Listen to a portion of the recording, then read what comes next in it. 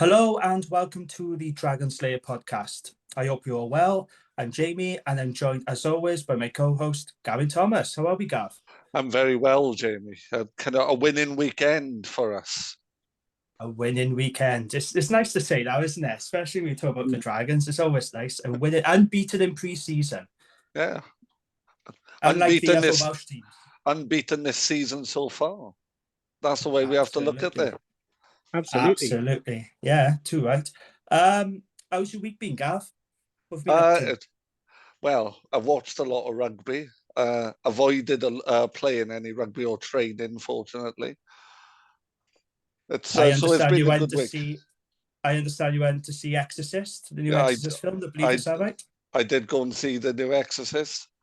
Right, so go on then, your verdict, because I've read some really brutal reviews about it, and I want to know from you as a horror expert. It's fine. It's fine. It's fine. Okay. Is it better than Exorcist 2, though? Oh, everything's better than Exorcist 2. That's right. But I had to watch that. It's not as good as Exorcist 3. Oh, right, okay. Yeah, that is an underrated film now, isn't it? Yeah, no, I like Exorcist 3, but yeah. Anyway, this is straying into the territory of my other pod now. I know, yes. Enough horror movie chat now. Let's talk rugby. Let's talk wheelchair rugby. So we have some special guests with us tonight. We have the Dragons wheelchair team. Thank you very much for joining us this evening, guys. Oh, fantastic, mate. Love to be here. Oh, thank you. Thank you for joining us. So do you just want to introduce yourselves? Because I know there's quite a few of you there, isn't there? Yeah, we're all keen because we're all fantastic Dragons people. Yeah, my name's Lyndon Price. I'm an assistant coach here. And I have been since we started, really. So that's me. Yeah. I'm Karen Burgess, and I'm the Dragons RFC Inclusion Officer for the region. Excellent. And I'm Ian Coombs. I'm head coach of the provision at the moment. Yeah, really enjoy it. Hi, I'm Tom Ebo. Hi, I'm Tom Ebo. Good stuff. I'm Craig Cotson, also one of the players here with the Dragons. Excellent. I'm Mike Weedle. I'm team manager at the moment. There we are. Good stuff. Okay, thanks again, guys, for joining us. So let's kick this off then. So could you explain your path into wheelchair rugby? How did you guys get into the world of wheelchair rugby? How did it come about? Well, in this provision, the Dragons, there was a come and try it message put out on Facebook and social media. I was involved in wheelchair rugby before. I was in the Invictus another team, Invictus squad in 2014, and I loved the game. So I went down, tried it out, and I've been here ever since. I started off as a player, but then I realised I'm just too old, too slow, and can't be bothered to train too much. So I became a coach. So. I feel that very deeply, and I totally agree with you there. Absolutely, mate. Absolutely. So yeah, so we've moved on a little. We started off with a couple of players. We had borrowed chairs from GBWR, and we just trained every week and started to really enjoy the sport. As same as everything new, our first game was a disaster. We went to Bristol Bears, and they taught us a new one. But we've not had a new one torn since, shall we say. And we're moving on ahead now. We've come through COVID. COVID was really cool for us, to be honest, even though we couldn't meet. We met via Zoom, and we had Zoom training sessions where we did fitness work and we did weight training together on Zoom. And we actually met outside in outside basketball courts and stuff. And we met there, just pushed around and threw a ball about. So we didn't break any rules because we weren't meeting inside. So it was all cool. We come to the point now today where we've won 3 sets of competitions this year. I'll let Ian or somebody tell you about them because it was their sort of thing. Do you know what I mean? It was their success. Because I was ill at the time, but we're all Dragons and we all participated, you know. Here we are now, working towards. We just started a new fours thing, and by the way, we beat the Ospreys again. Excellent. So That it's is good fantastic. Yeah, that's me. That's how I'm in it. Just love it and love working with the people. Cheers, Karen. And I'll pass you on to Ian because I think it's important that he carries on the story from here, if that's okay. Of course. No worries. Hi guys. So I'm gonna say that Lyndon did himself a disservice there. And it's very much I think the best thing about the whole club really is that everybody pitches in, everybody works so hard together, and really the success we've had this season is down to everybody's hard work. We couldn't do what we do as a coaching team if it wasn't for the welfare officers and the committee members. And I think, let's be blunt about it, wheelchair rugby isn't glamorous. It costs a lot of money. There's a lot of travelling involved. And if we didn't have such a dedicated group, and that's players, support members and families, the whole operation works together. And I think that really underpins our success. And long may it continue. Association with Absolutely. Yeah, absolutely. So, kind of clearly, you're the Dragons team. So, where do you fit within the wider Dragons setup? Karen has responsibility, I suppose, in terms of the inclusion agenda for the club. But where do you fit into the Dragons family? I think Karen's probably the number one person to kind of explain all that. So I won't steal her thunder by any means.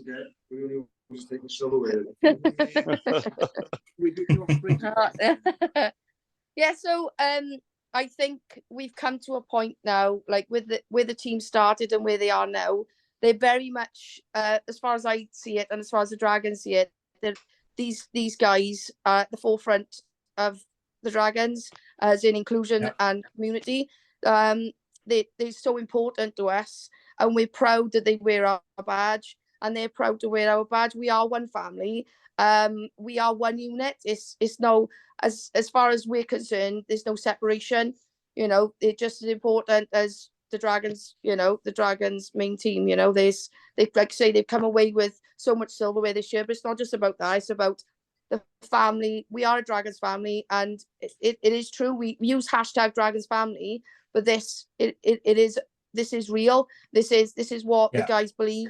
And they're so passionate about the badge, so passionate to play for the region, and we are so proud to have them a part of us. We want to sing and shout about how amazing they are. So, quite right, absolutely, yeah.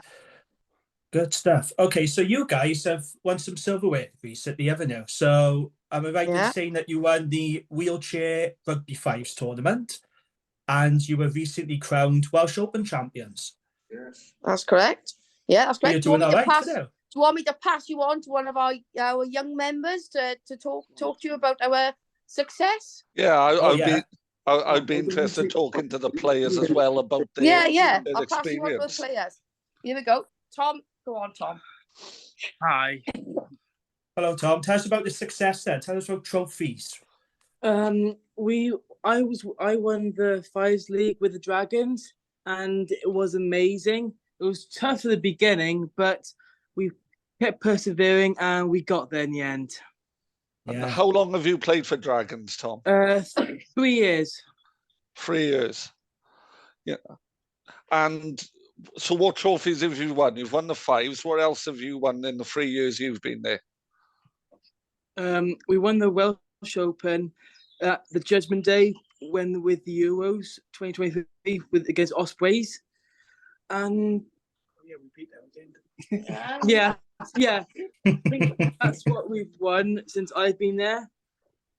And for you, Tom, as a player, clearly playing for Dragons, that's an honour. Any greater ambitions? Should we expect to see you in a Welsh shirt and a Great Britain shirt? Yes. Yes. I'm long-term hoping to be competing in the Paralympics, maybe. And I'm going to make a documentary about wheelchair rugby for my college work. Excellent. That's impressive. If you want to predict this, that's probably a really good. Hi guys, I Really didn't good, even isn't ask. it? I think we're So I talking was about gonna, sorry, I was just going to ask, what do you guys enjoy most about wheelchair rugby? What is it about there for you guys you really get out of it? Would you say? Well, I think it's like I think it's been mentioned a lot, like the family kind of aspect of it. Everyone come together. Yeah. You know, everyone has their highs and lows, but it's an approachable club, and it's a way I think people can come together if you've got any issues or problems that you can come together and sort that, and then you can kind of deal with it within the rugby kind of aspect then and leave it on the court. So how does the coaching work? I'm assuming it's the same as any other sport, really. You know, you're learning drills, you're doing the physical stuff. But playing for Dragons, are you being kind of beasted? Is the training just at that level above, do you think? 100%. You know, you put what you get out of it in terms of the training from the coaches, and it's identified by the coaches when, like, you know, the effort everyone puts in. And yeah, we do get beasted on a weekly, but you know, it's a positive because you know you worked hard. You can come away from them training sessions knowing you put 100% in. And how long have you been playing for the Dragons? So for me, it's been probably about 8 to 9 months. Okay. So my kind of journey has come through the Invictus this year. Okay. Obviously, come out with silver medal against the Yanks this year, and then but I got through it from watching it in The Hague the year before, and then just followed that passion through then and found the Dragons through it. So, so you competed in the Invictus Games for Great Britain this year? Is it last year? This year. This year. Yeah. That's very impressive. It is. Very, very impressive. Fair play. So if there's anyone listening to this podcast now, they've got a disability, but they do want to get into wheelchair rugby, what do they need to do? How would they go about doing that?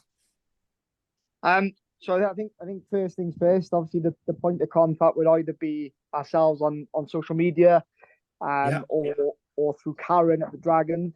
I think probably the great news now is we've developed to a point where we've got 3 provisions. So we've got, just to clarify, so we've got the Fives league, which gives that's open to players with any physical disability.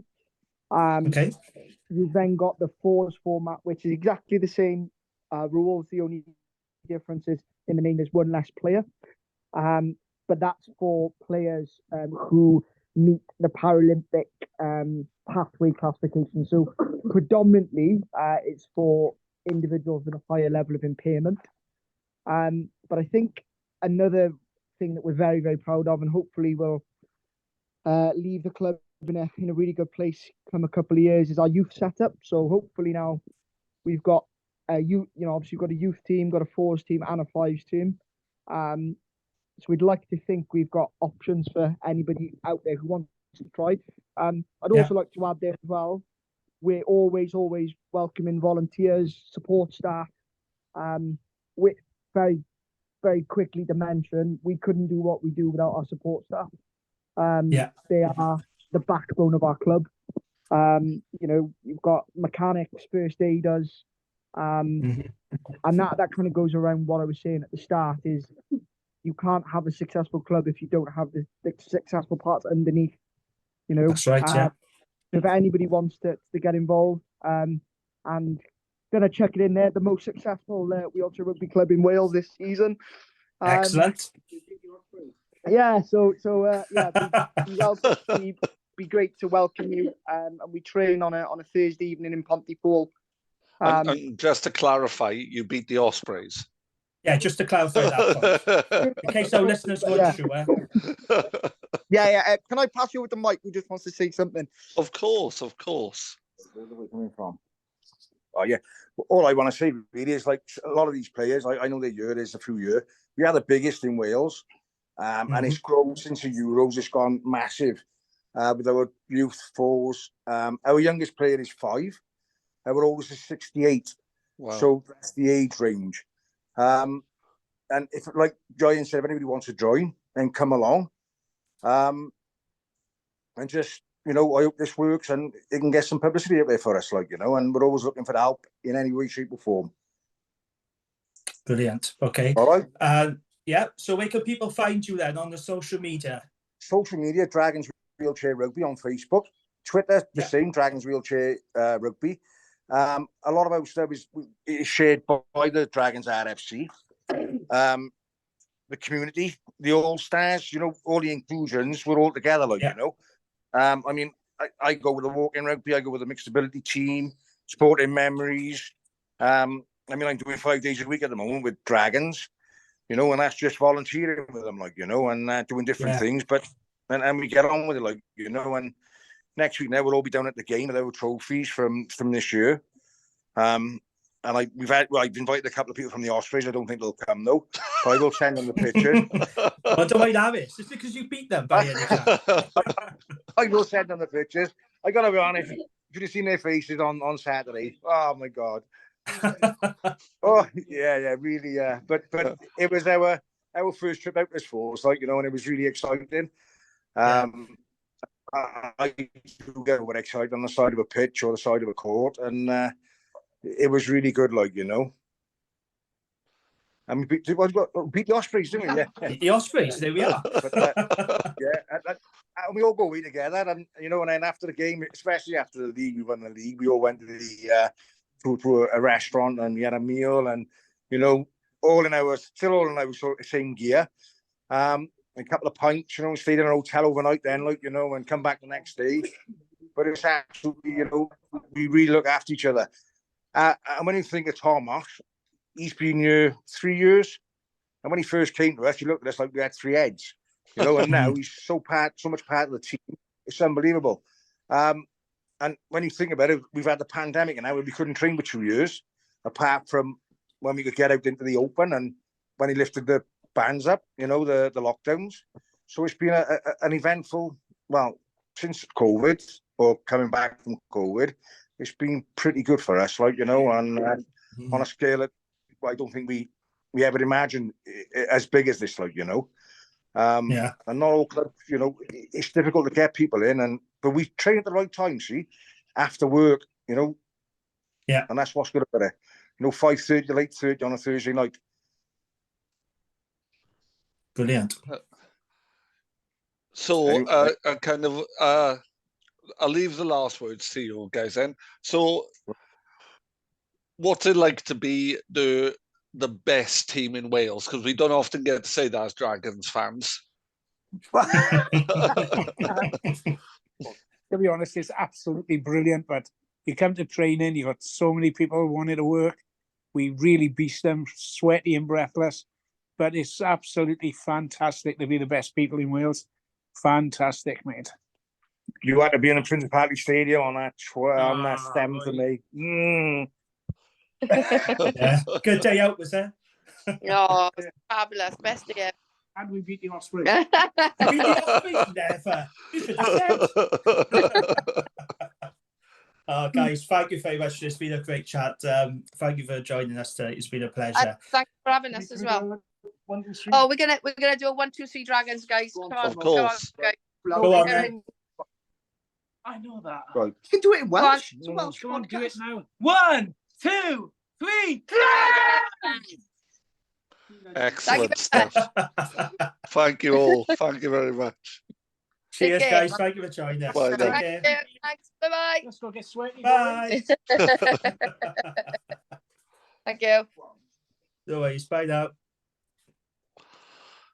So, well, that was a first for me on a podcast, having so many people. But I think really positive message there, wasn't it, Jamie? From the guys at Dragons Wheelchair Rugby, and kind of really growing the game in a really community-minded and successful as well. Which let's not take that away. Absolutely, that was a really good chat. I mean, it was organised chaos to begin with, wasn't it? But yes. It's very enjoyable, and you can tell how much they enjoy it. There's a togetherness there, there's a bond there. They love, playing rugby with each other. They just love meeting up, and you can tell it's a community.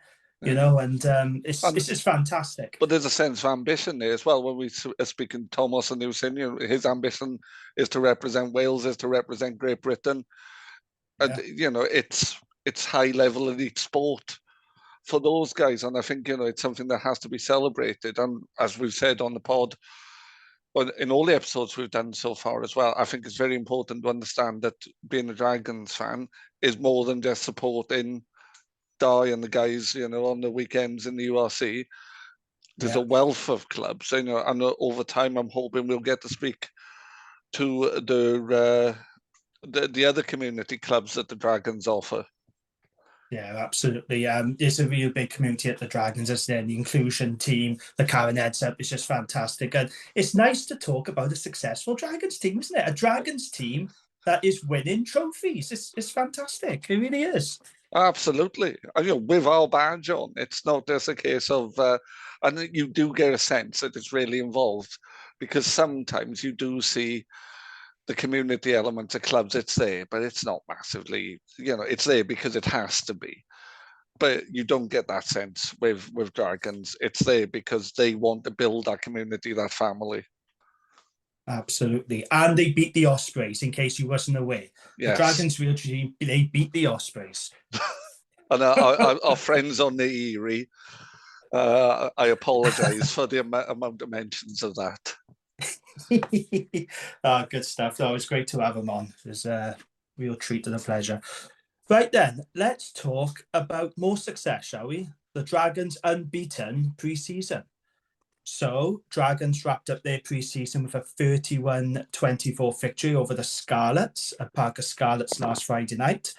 We had 2 tries from Steph Hughes, one from Chad Rosser, Jordan Williams, and Luke Yendall, as the men of Gwent backed up the win over the Ospreys with a victory on the road, meaning the Dragons are the only Welsh region to be undefeated in pre-season, and we haven't lost since April. Facts. Those are the facts. We haven't lost. Oh, they are, since absolutely. But I think realistically as well, you know, as much as we're making a little bit of a joke, also it's showing something positive, isn't it? Because that wasn't a bad Scarlets team. That wasn't a bad Scarlets team. They were internationals on that field for Scarlets. Oh yeah, you had John Fox, you had Tame Plumtree, you had Johnny McNichol. This was a pretty strong Scarlets team. It was much stronger than the team they put against Cardiff the week before. Now, I only saw a 3-minute highlight video of this, and I've read the match reports. I know you've seen the highlights as well. Yeah. I know it's not a lot to go on, but from what you saw and what you've read about the game, what did you take out of it? So I think the 2 early tries that we shipped, I think the defence there, you know, kind of was basic stuff. Plumtree's run through a gap, you know, we shouldn't be leaving those gaps.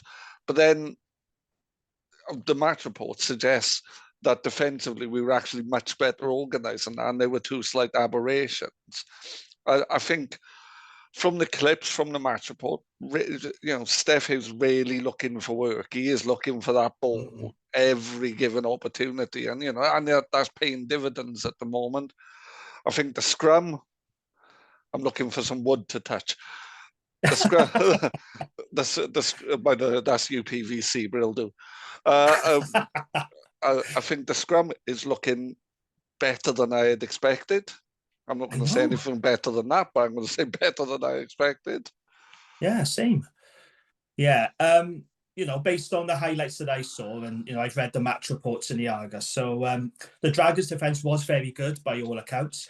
I do agree with you. I think those 2 tries, Tame Plumtree, and in particular Kieran Hardy's run was very soft. When he took that quick tap and he just went up through the middle and scored, I thought, oh, I don't like the look of that. We don't want to be doing that. Was just lack of awareness. Like it's like we switched off a little bit, and I think we need to be a bit more on the ball, I think, especially in the URC.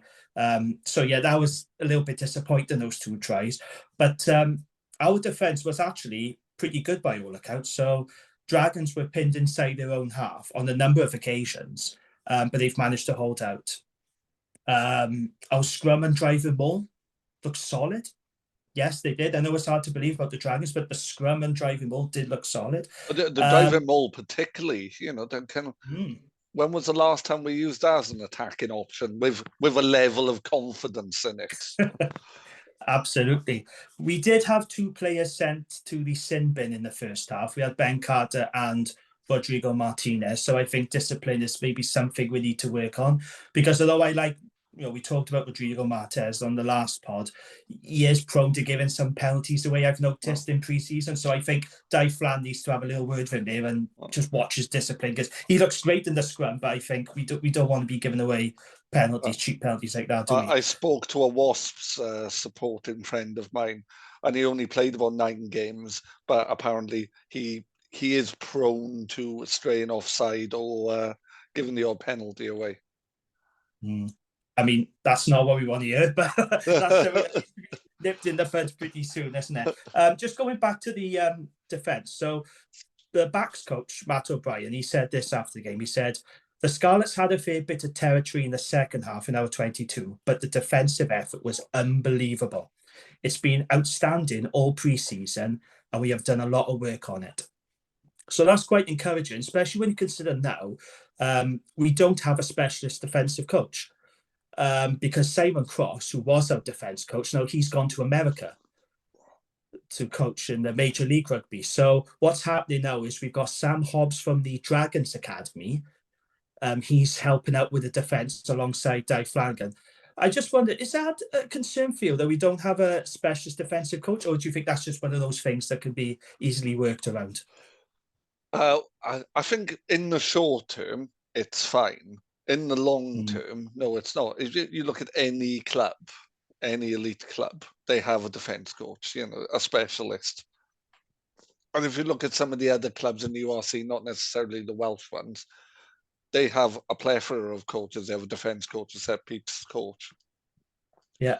And I think it just leaves us a bit lightweight. And it also places a bit too much kind of pressure on Di and the team. It's better if you have somebody who's going to worry about the defence. So then the other people can focus on attack, can focus on transitions. Yeah. Yeah. Sorry, go on, Jamie. No, I was just about to say, I don't know if I told you this, but the Dragons had an open day. I think it was a month or 2 ago now. It was like an open training session at Bonnie Parade. I took Jen, my wife, and my daughter. It absolutely hammered down with rain. It was a really grim day. But I got chatting to Di Flan just for a few minutes.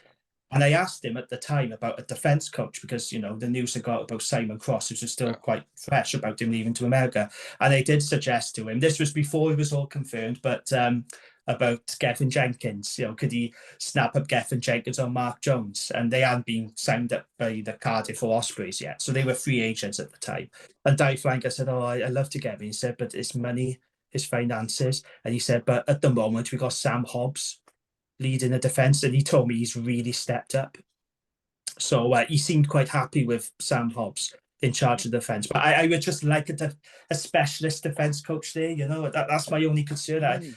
I don't want someone just, sharing duties with the academy, because that's what's happening with the backs as well. Because you got Matt O'Brien, who's coaching the backs. Now, don't forget, he's coaching the academy at the Dragons. He's also playing for Newport RFC as well. We seem to have a few coaches sort of sharing around a bit, and I'd rather just have specialist coaches in their positions.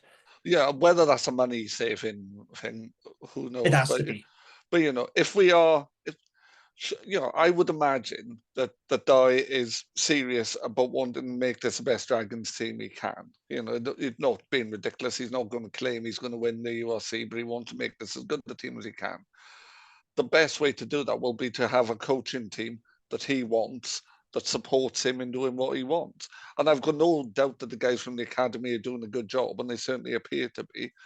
But if that's the case, then bring them up and develop new academy staff. Or if that's not going to be the case, then bring in other guys who can work alongside Di. Yeah, absolutely. Just going back to that Scarlets game, though, have you listened to the Scarlets Fever podcast? Our colleagues at RAP? I haven't. I haven't listened to it yet, I must admit. But I can imagine what it's saying. Well, they didn't say anything. That's the problem. They refused to talk about that game. The absolute cowards that they are. I listened this morning. They refused to mention our win over them. They would not acknowledge it at all, Gav. Now, had they won, I'm sure they'd be very keen to talk about it, wouldn't they? And listening to their pod last week, they were very confident of a Scarlets win over the Dragons. They were very, very confident. But yeah, I just want to call them out for being cowards, also, that they did not talk about this game. Well, I saw on Twitter, they when asked for predictions by the guys from the Erie podcast, they predicted that Scarlets would win the Welsh Shield and finish 6th in the URC. Yeah, I mean, I think that's been optimistic, isn't it? I can't see any Welsh side getting into the top 8, as I've said. But no, yeah. I think the Welsh teams will fill between 9 and 16. Hopefully, we are 16th. Yeah, and that's not us being negative. That's just giving an honest opinion about where Welsh rugby is and the challenges that are ahead, with the reduced budgets and what have you, isn't it? And I think it's easy to look at the success at Welsh international level over the last 15 years and forget that almost runs against the grain of what it's looked like at domestic level in Wales. Yeah, we have been better than the sum of our parts at international level, but worse than the sum of our parts at domestic level. Yeah, I agree. It's just nice to be heading into the new season now, though, isn't it? On a bit of a winning streak. Okay, I know it's only pre-season, it's only a couple of games, but if you look at the Scarlets, they've lost their 2 games. They got to go to South Africa now. So it doesn't get any easier. Whereas us now, we're going into Edinburgh next week with a spring in our step, aren't we? So it does help, doesn't it, to have that bit of confidence in pre-season. Winning is a habit. To use a terrible cliche, but it is it's an absolute habit. And you learn better habits by doing the same things over and over again. And we've won because we've defended well. We've taken opportunities when we've had them. And we just got to take those habits in. Playing Edinburgh is going to be considerably tougher than playing a mix and match Ospreys team or whatever Scarlets put out. But I think we've just got to go into something where we've beaten teams with international players. And, let's see will this happen. Absolutely. On our day, I've always said, if we get everyone fit and we play well, I think we can give, a good game against anyone in the league. I'm not saying we'll beat anyone. We will give them a good game. I've always said that. We beat Munster last season, and Munster went on to be champions. Exactly. And you can say, that was a poor Munster performance. It's still a team that are champions of the URC that we beat. That was a fully loaded Munster team. So they played Cardiff the week. They played Cardiff the week before. It wasn't full strength because if you remember, they had players on the Emerging Island tour. Yes. And then when they played us, then they started bringing back bloody O'Malley and Zebo and all that lot there. And they went fully loaded against us and they came a cropper. Although, to be fair, this season did okay after that. To be fair. Well, I think that was the low point and then they might have risen from there. But, it's... and we went the other way. I think our paths crossed, then diverged. Yeah, absolutely. So speaking of the Edinburgh game, so I don't know if you've seen this, Dave Flanagan has issued a squad update today. He's saying that basically everyone is in contention for the URC opening against Edinburgh, except for George Young. He suffered a concussion in his left knee, so he's ruled out. And of course, we know about Lewis Jones. He suffered a fractured cheekbone against the Ospreys. So those 2 players will not be in contention, but pretty much everyone else will. And he did talk about Leon Brown in the article I read today. He's trained the house down, apparently, which is good because we talked about it on the last pod. It's a big year for Leon now, Gav, isn't it? He really needs to run the games and hopefully have a bit of luck with injuries, because I feel this is a really big season for him. Yeah, he's a player that Gatland and Pivac both saw a lot in. Yeah. And, he's a physical specimen. He's got great levels of fitness. He has to stay fit, though. He has to avoid injury. When he's on the field, he shows great levels of fitness, but he has to stay fit. And, as I've said on the pod before, I want to see that scrummaging improve. I really do need to see that improvement for me. Because if he can do that, if you've got a guy of his physicality and his ability who can then also hold down his end of the scrum, well, absolute sky is the limit. Yeah. Yeah, and he's a big unit as well. He's really good in the loosest ball carrying. He's really destructive. Good at the I remember that game. Yes, I remember that game against the Lions when had to be played up in Ystrad. I remember he'd been out for ages and he came off the bench. Oh, he was so good. It was just a reminder of how good he could be. You know, he scrummaged well. He was a ball carrying was terrific, and he was putting people on their arse. And it was just, for me, that was a reminder of how good he can be. And I'm just desperate for him. I'm desperate for people like Ollie Griffiths to have an injury-free season. Yeah, you know, we've got a lot of players who just need to stay fit, don't we? Like Leon Brown needs to stay fit. Yeah. Ollie Griffiths needs to stay fit. Ashley Hewitt Yeah. needs to stay fit. Yeah, we have got a core of players who are, you know, dare I say injury prone. We just need them to be injury-free and to have a bit of luck this season. Because I think if they can, then we'll be okay. You know, I think for the first time in a while, I'm not saying, oh, this is a great team. Yeah, I'm a Dragons fan. I operate in moderation. Rein yourself in. Rein yourself in. I operate in realms of moderation. But that's a good solid pack when everyone's there, when all the internationals are back. That's a really strong pack with options in most positions. And that's that's quite an exciting backline. You know, my well publicised and public love of Jonah Holmes notwithstanding, you know, this is a good you know, a quite exciting backline. We've got this real pace there, you know, particularly if Ashton comes back fit and with Rio and everyone. And there's a bit of steel in the middle, and you've got creativity coming through now. You know, what I've seen of Will Reid, and I must admit, is quite limited. He is looking quite the player.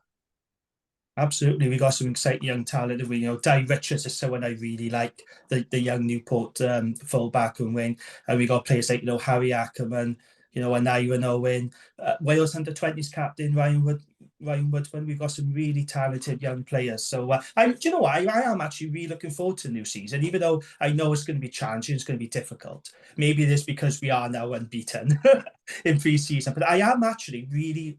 I haven't felt this way for a long time. I think with the private ownership news as well, you know, there is a feel-good factor at the moment, isn't there? So I'm genuinely looking forward to the new season. But we got to win. We got to beat Edinburgh, haven't we? You know, that's such a massive game now going into the new season. But it's winnable. You know. Oh, definitely. Yeah. Edinburgh are a good side, but they'll be missing a big chunk of players. They're probably harder hit than we are. You know, admittedly, Scotland are coming home, but, you know, those guys won't be heading back to Edinburgh quite yet. No, I was wondering what this stand-down period is for the Scottish players. It must be. You don't think they'll be chucked straight into that game then, though? You think they'll be bested? I hope they are. I can't see how they would be. You know, I'm assuming they've now returned to Scotland. But there'll be a debrief for the Scotland camp, I imagine. Yeah. And then, you know, there might be some of them back, but they're not going to be anywhere near that sharpness, are they?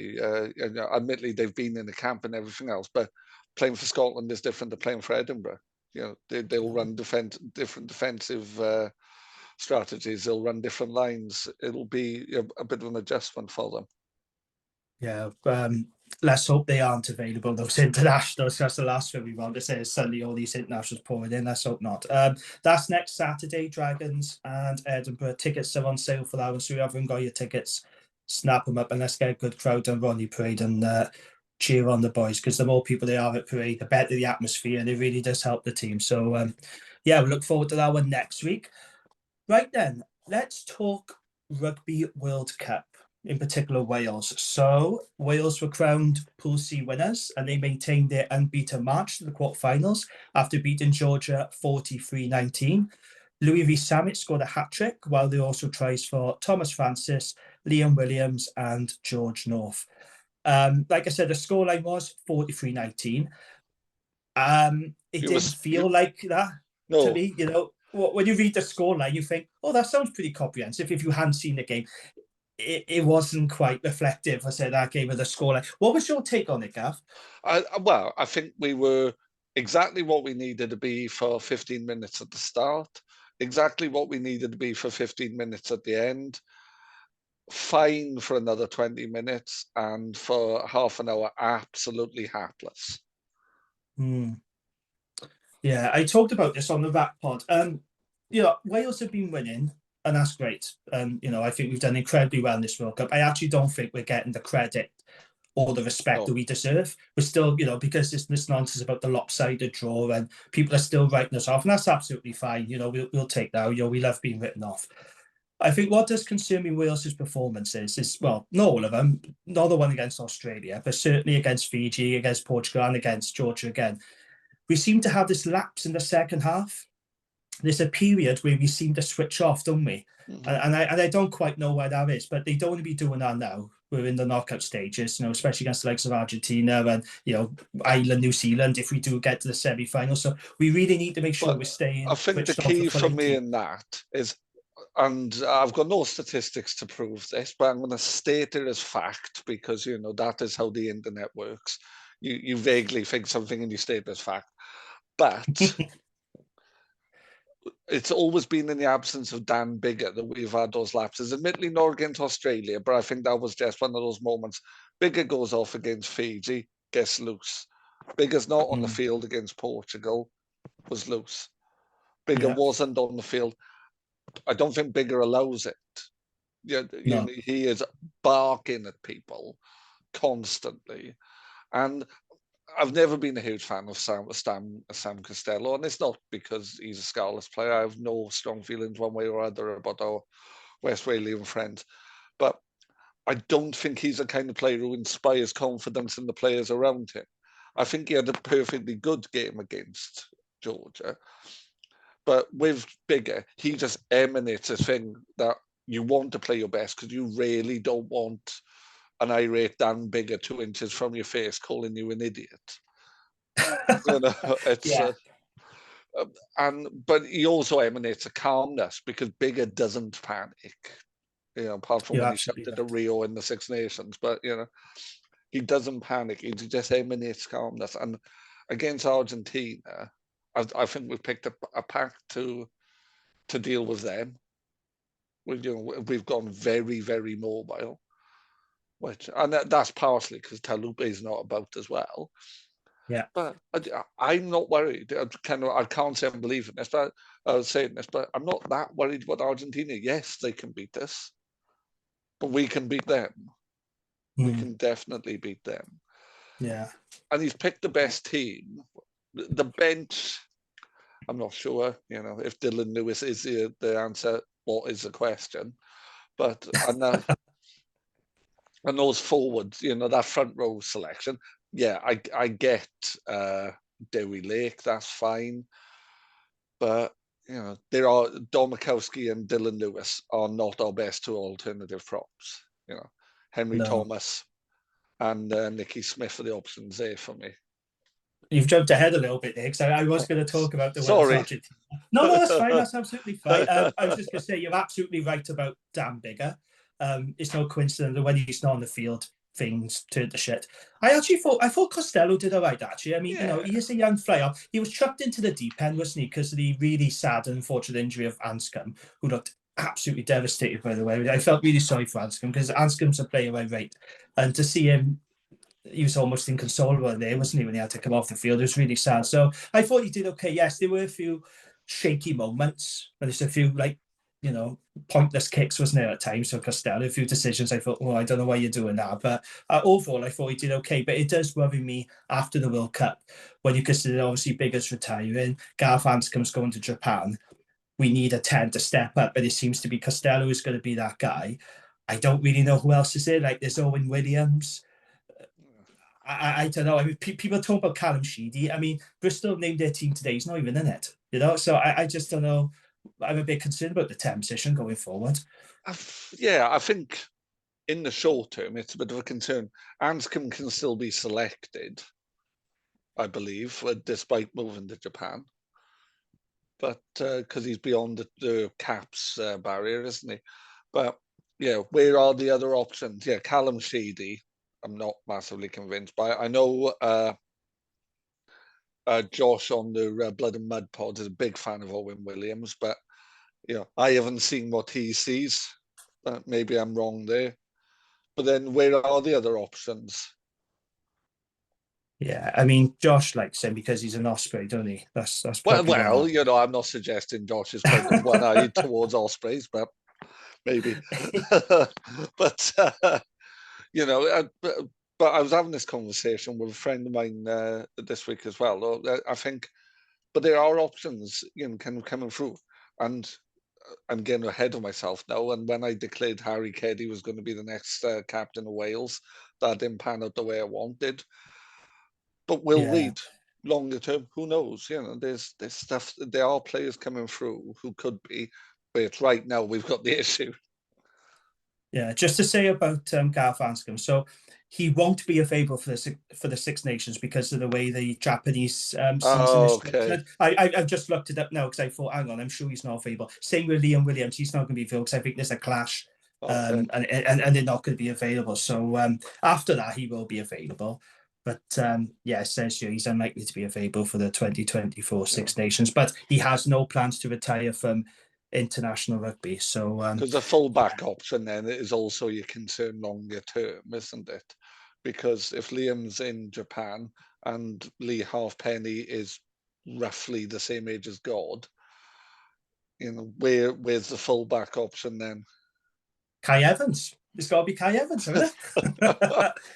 My mate Kai Evans. I really like him. I do. I like Kai Evans. Yeah, no, and he is a good player. I've kind of I think I'm not quite as firmly in the camp as you as the fan club, but I do rate him as a player. Yeah. What did you make of Tane Basham's yellow card? That kerfuffle with him and the Nashville with Georgia. He was silly. He was a yellow card, but you think it was definitely a yellow too, because a lot of people said that they shouldn't have had yellow. It was just some handbags and get on with it, and they just should have had warnings rather than yellows. But that's the modern game now. Like kind of you can get away with it if you play in the Division 5 of the Sussex leagues, like I do. But when you're an international player, you've got to be able to control yourself. But then saying that, Pierre Schumann suplexed an Irish player over an advertising hoarding, and the ref didn't seem to think there was an issue. So who am I to comment? Do you know, I found it really frustrating because there's two sides to this. So on the one hand, it actually helped Wales having Nia Nashville off, because he was causing us a lot of problems. So when he went off and Tay went off, it actually helped us a little bit. But on the other hand, I did feel for Tane because, again, I said this on the Rap Pod this week, I feel Tane has been underused in this World Cup. I felt he should have had more minutes. Now, of course, I'm not saying he should have started every game. I'm not that bloody parochial, but I do think he should have had far more game time than what he has. So we'll come into the Wales team in a minute, but he's not in the team at all. He's not even on the bench. And I just think that's a shame, that we don't get to see enough of him, really. Do you think that's kind of I briefly had a conversation with Robbie from the Squidge podcast about this earlier in the day, and I think without claiming his views of my own, so I'll be honest, but like he made a point when I said, I'd have liked to have seen Tane on the bench. He said, but if you had Tane there, you wouldn't really have anybody who's going to be hitting breakdowns forcefully. What you've got is lots of scavengers, but not many kind of wrecking balls. And having Chris Schunzer on that bench gives you a physicality that perhaps isn't there amongst Wainwright and Jack Morgan and Tommy Raffel. Yeah, I think Schunzer's been selected ahead of Basham because he's a line-out option as well. I think that's what it is.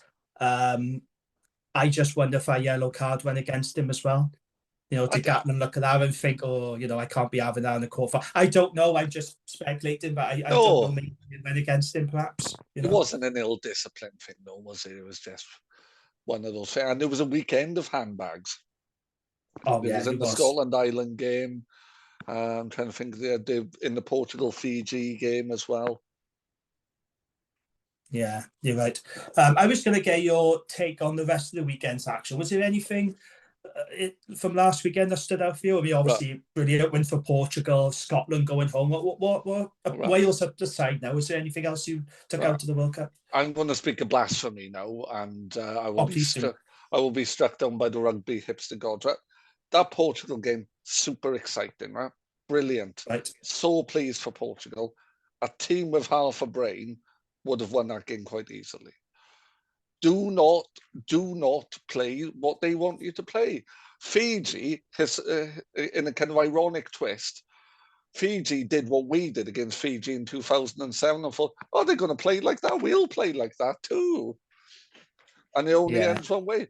All you had to do was just kill it dead. Slow the game right down. Keep the ball off the park. Play through the set piece. And Bernard Jackman appeared on the Beyond 80 show for World Rugby, hosted by Sam Larner. And we'll get Sam on the pod later in the season. And Bernard Jackman said exactly that. Bernard Jackman was saying a team with a sense of their own kind of abilities would have just killed that game stone cold dead. And I think from the point of view of the game was super exciting and I loved it. But the game of somebody, from the point of view of somebody who coaches rugby, was involved, I was so frustrated with Fiji. Yeah, sorry. Yeah, I know exactly what I mean because first of all, I love watching Portugal. I think they're really entertaining. They're absolutely fierce. They're not afraid to give it a crack. And I think they've been great to watch. I mean, Nicholas Martins has been superb. He has been one of the players of the tournament. And it's a crying shame if a big European club now don't snap him up. Like I could see him playing in the top 14 English Premier, even URC. He is a really, really talented player. And Marquez, the scrum half as well, really scrappy. He's a bit older, so I can't see him moving about a great deal, but, always looking for the gap. But a bit naive as well, just a bit like Thomas for us, but more so. Yeah, the fullback as well. I don't know his name off the top of my head. He's really, really talented.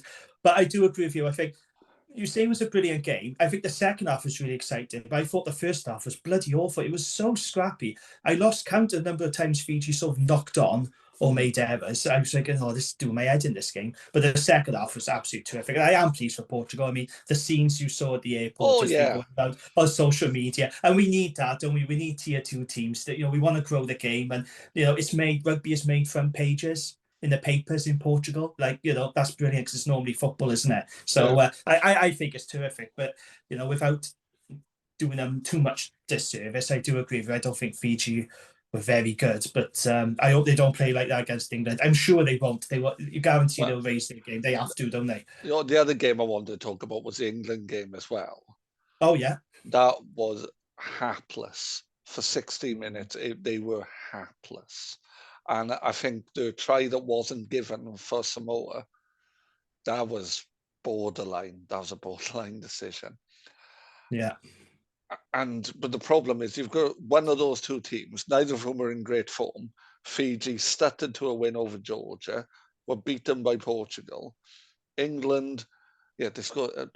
As one of my teammates said, we scored 70 points against Chile. And I said, with all due respect, I think you're talking about my club team. I said, think we'd keep Chile within about 15. It's slight exaggeration, but just a bit, sometimes hyperbole works. But one of those teams is going to be in the semi-final of a World Cup. Yeah. Oh, absolutely. I could see Wales and England being in the semi-finals. So can I. And you could argue that we don't deserve to be there. I would argue differently. I think we've done a professional job and we've beaten what has been in front of us, and that is all you can do. Yeah, like I said, Wales aren't getting the credit that they deserve. But what I would say, I think Wales are playing better rugby than England, because at least with Wales, you can see what we're trying to do. What we are. We're Warren Ball, whereas England, they're chopping and changing all the time. I don't know what they're trying to do. I don't know what their style is. They just seem, Borthwick seems to be making up as he goes along, doesn't he, with his squad selections. Like the scrum half, whose name I can't remember, it's fallen out of my head. Alex Mitchell? Mitchell, that's it. Yeah. Sorry, senior moment. I have a group chat for my club team, and our head coach was just becoming steadily more infuriated with Mitchell until it was just a list of expletives and Mitchell's name about 45 minutes into the game. And, I don't see the shape in England's team, but then I don't think it really matters what England or Wales do, because you look at Ireland at the minute, and I do not know what's beating them. They do the same thing over and over again with such ruthless efficiency. But do you think New Zealand are going under the radar in this No. tournament? You don't at all, do you? You don't think they can spring a... I don't want to say a shock, because this is the world we live in now, where people are saying it's a shock and upset when the All Blacks beat Ireland. I mean, can you imagine saying that a couple of years ago? But that's where we are now. The rugby landscape has changed so much. But you don't think New Zealand can spring a shock? I'll come on to predictions later, but you don't think... Well, I think they could spring a shock, but I'm not seeing it from this New Zealand team. And I don't know what they've got that would frighten Ireland. I don't know what does frighten Ireland. Their attack is it's like a machine. It's an absolute machine. And I think if France are a Ferrari, Ireland are a Volvo. It's a, and that's not, Ferraris are great and really exciting and everything else. But sometimes you want the Volvo to do a job. If you move... They're reliable. If you move in your mate into a new flat, you're not going to do it in your Ferrari. You want your Volvo estate. And that's Ireland. It's just over and over and over and over again until it's unstoppable.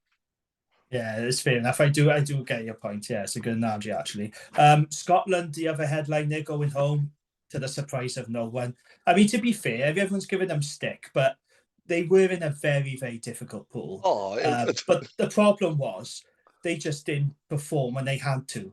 They knew they had to beat South Africa. They underperformed. They knew they had to beat Ireland, and they underperformed. And unfortunately for them, it's another pool exit for them. For 40 minutes, they were in that South Africa game. And if Darcy Graham, when he'd broken, had scored that try, who knows what would have happened. But then the second half, bomber squad comes on, scrum collapses, and South Africa just South Africa'd. Yeah. So, okay, those were the takeaways from the weekend. So this Saturday then, Wales are up against Argentina for a place in the World Cup semi-final. Now, there are just 2 Dragons named in the squad this week. We got Aaron Wainwright starting at 8. If you remember, there's been a big debate about who would start. For me, it was always going to be Aaron. I don't know why there was such a big debate about it. But you know what social media is like, don't you? Yeah, that back row was always going to be the back row, wasn't it? Yeah, I saw when you had people on other podcasts saying Chris Chunser at 8. I was like, no, not for this. Absolutely not. No. Real Dye was on the bench. Fortunately, there's no place for Tane Basham, as we talked about earlier. No Elliot D, which is upsetting a lot of Dragon supporters on forums today, or Dan Lydiate. It wouldn't have surprised me if Gatland had gone, to Dan Lydiate, given this experience. But I've got to be honest, I think Dan Lydiate would be a really good player when he returns for us, for the Dragons. So he's going to be a great captain. I feel like his best days are past him now at international level. So I don't know if Gatland's going to turn to him. But you've seen the Wales team now. What were your thoughts on it? Well, sorry, I stole your thunder a bit earlier. No, it's fine. I think it's the strongest team we could have put out there. And then the questions on the bench. I wouldn't have Don Mikowski. I wouldn't have Dylan Lewis. But, So what would you have had? You've had Nicky Smith and Henry Thomas. I'd had Smith and Henry Thomas, yeah. I prefer Elliot D to Dewey Lake, but I would have had Lake over Elliot just because I think it's just that balance thing. And then, second rows, you've got, I haven't seen enough from David Jenkins to put him in over Beard. So Beard, Rowlands is first name on the team sheet for me right now. Yeah. So, that's without thing. What about you? Kind of what's your take on the bench for the forwards? I'm the same as you. So I would have preferred Nicky Smith because I think he's a best scrummager. I don't know why Dylan Lewis. I'm the same as you again. I've never rated Dylan Lewis. And look, I know he had a really good tour in South Africa. Anytime you speak to somebody about Dylan Lewis, and they like him, they always mention the South Africa tour. Well, yeah, that's fine, but that was like once in a blue moon, wasn't it? Like, he doesn't do that every time he plays for Wales, does he? I appreciate how hard he worked in South Africa, but I've never been convinced by him at national level. So I don't know if Henry Thomas is carrying a knock or not. Otherwise, I think it's a bit strange. To be honest, when I saw the squad, it was largely as I expected it to be. I was disappointed Elliot wasn't there. But again, I had a feeling that Dewey Lake would be on the bench because if we're being honest, Elliot is that third choice scrum half. We know his arrows are much, much better than Lake. but you could argue that Lake offers a bit more physicality around the park. That's the other talking point, I guess. That's exactly what I was going to say. I think, we're going to try and run them around the park for 60 minutes and then brutalise them for the last 20. Yeah. And absolutely. Dewey is going to do that, where Elliott isn't. Elliott isn't that player. He's mobile, he's good at the set piece, but he isn't going to knock people out the rucks continually. Yeah, and as we talked about with Basham earlier, I just think it's the line-out option. Chunzer is there for the line-out option, and Tane misses out. Like I said, I don't know if the yellow card had anything to do with it, but again, there were some suggestions about putting him at number 8. I don't know how you feel about that. I've never been quite convinced by Tane at number 8. I know what the argument is. He's not like a breakdown specialist in the same way as Morgan and Raffle, but I don't think he's physical or big enough for number 8. He's not a heavy traffic carrier, is he? He's he's a decent carrier. He'll give you that option, but from 8, you need somebody who's a heavy traffic carrier, and that works in one of 2 ways. It's either the Faletau, the Vunipola kind of option, which is big, broad, bumping people off, or the kind of the Wainwright kind of approach, which is a bit more explosive and just quicker. And he doesn't do either of those things. He is quick, but he's quick in a different way to Wainwright. Like, I think it's less explosive. It's just when he's running, he is moving at pace, Basham. And I think Shunza is there for the physicality. We'll run him around and then we'll just knock him over. And I have this debate with Harley on the Rat Pod. The jury's still out on Shunza for me. He's had one good game for us, I think. He's the best player against Portugal. Yeah. Yeah, exactly what I was going to say. He had a really good game against Portugal. I'm not saying he's a poor player. I think he's a very exciting, young talent, but I'm yet to see him impose himself on the game. I'm yet to see him really hit those rucks hard and carrying hard. And like I said, he had a really good game against Portugal, but I just feel like I need to see more from him. For such a big guy, I want to see him impose himself and put his print on the game. Do you know what I mean? Totally agree. I totally agree. If you compare him in physicality to Jack Morgan, this is how tall is Shunza? 6'4", 6'5", 20 I'm stone. not sure off the top of my head. Yeah. 20 stone. But he doesn't hit rucks with that ferocity. He doesn't. No. I expect a player like that to be dominant. If you compare him to someone like Moriarty, who isn't as big, Moriarty knows exactly what he's about. He's horrible, gnarly sword who's just hitting rucks and hitting people. In my head, that's what Shunza should be doing.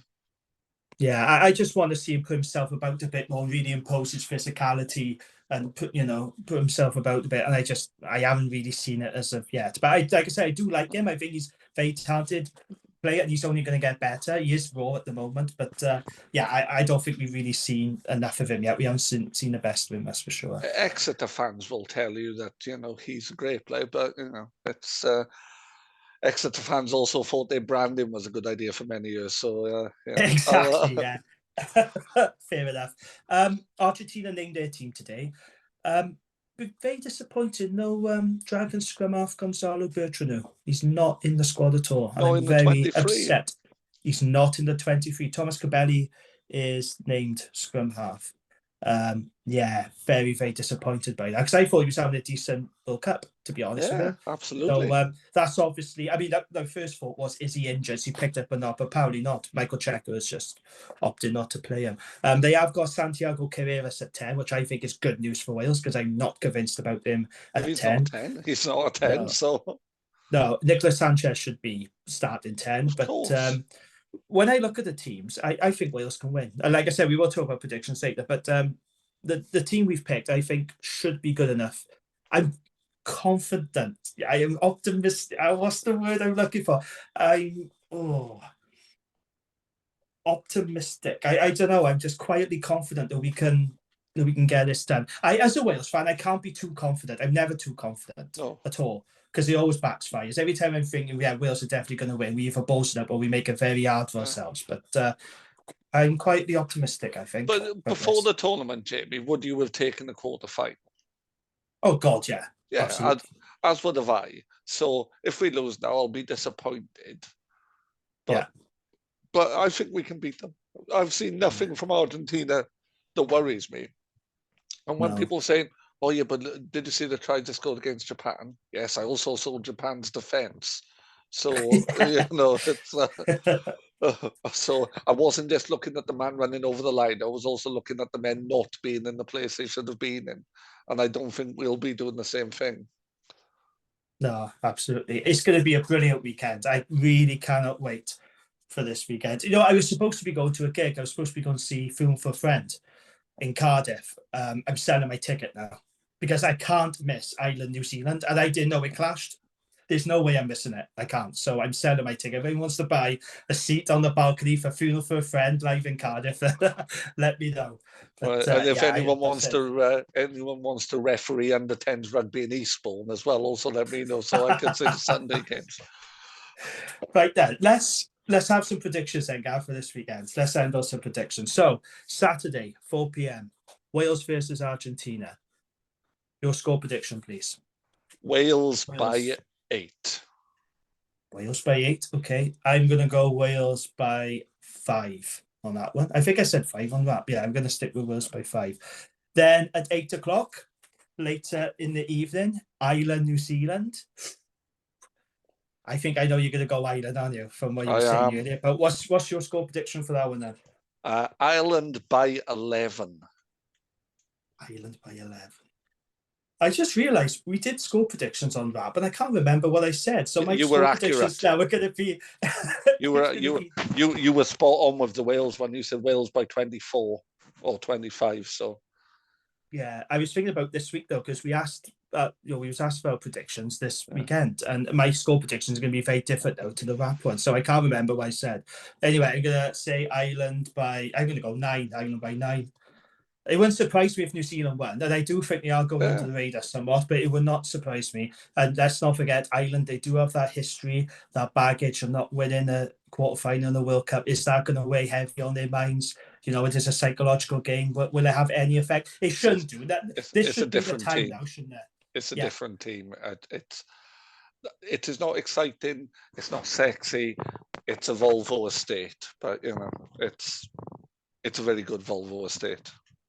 Absolutely. Yeah, I agree. Okay, so Sunday then, we got England versus Fiji at 4 o'clock. I think I said England by 10. Sadly, okay. I do. I mean, my heart says Fiji and my head says England. I would love to see Fiji pull off an upset, but I have to be honest. Since they beat Australia, I think Fiji have been declining. I think their performances have been rather poor since our excellent win against Australia. So, how do you see that one going then, Gav? England, Fiji. England by 6. A narrow win. England by 6. Yeah, okay. it'll be awful game. Dreadful. It probably will. You're right. And then Sunday, 8 p.m, France versus South Africa. How do you see that one going? France by 2. France by 2. I think this is the hardest game to call. Out of all these games this weekend, this is the most difficult one. I did say France. I can't remember what I said in the rap pod, but I'm just going to say France by 7. Yeah, I'll go France. I think there's going to be entirely European semi-finals. That'd be good, wouldn't it? That'd be really, really good. Yeah, with France, I just think, the home advantage, that's really going to help. I think they're going to have a massive lift with Dupont coming back.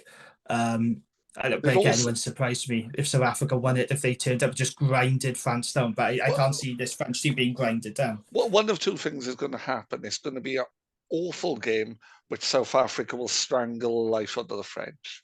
Or it'll be a great game where France will not allow themselves to be strangled and will just take risk after risk after risk, and South Africa won't be able to cope with it. Yeah, absolutely. Right then, I think we'll call it a night. We've gone through a lot today, didn't we? Fair play. Very, very good. So, you can find us on Spotify and the Sports Social Network. Please subscribe, leave us a review, rate us. It really does help us. You can also find us on Facebook and Twitter, so please follow us on there if you haven't done already. Gav, thank you very much for the fun-filled evening.